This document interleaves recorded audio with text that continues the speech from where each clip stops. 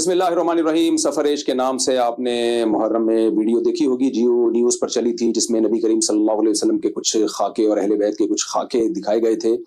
اگرچہ جیو نیوز والوں کی نیت توہین رسالت کی نہیں تھی، کوئی مسلمان اس کا سوچ بھی نہیں سکتا، لیکن بہرحال یہ عمل ناموس رسالت کے بہرحال خلاف ہے، جس پہ عوام نے احتجاج کیا اور پیمرا نے اس پہ نوٹس لیا۔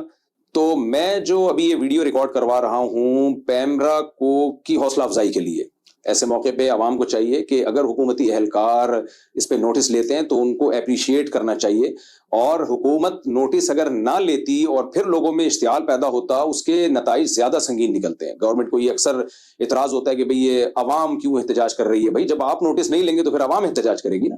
تو پیمرا نے بالکل صحیح موقع پہ نوٹس لے کے وہ نوٹس بھی ہم آپ کے ساتھ شیئر کر رہے ہیں اسکرین پہ۔ تو پیمرا کا پہلی بات تو شکریہ، اور میں سمجھتا ہوں اس شکریہ میں میرے ساتھ ہر وہ شخص شریک ہوگا جو بھی یہ سمجھتا ہوگا کہ پیمرا نے یہ نوٹس صحیح لیا ہے اور صحیح ٹائم پہ لیا ہے۔ دوسرا، جیو نیوز کو چاہیے پہلی بات تو یہ لوگوں سے بھی معافی مانگے اور وہ ریموو کرے وہ ویڈیوز، اور لیکن یہاں جیو نیوز کو بھی اپریشیٹ کرنا بنتا ہے قوم کی طرف سے اور میری طرف سے اور سب لوگوں کی طرف سے، علماء کی طرف سے، کہ اگر علماء نے اس پہ نوٹس لیا اور بتایا کہ یہ کام صحیح نہیں ہوا ہے تو پیمرا نے بھی نوٹس لیا، تو اس نوٹس کو فالو کیا جیو نیوز نے اور اپنی غلطی پہ ہٹ دھرمی اور ضد کا مظاہرہ نہیں کیا، تو اچھی بات ہے۔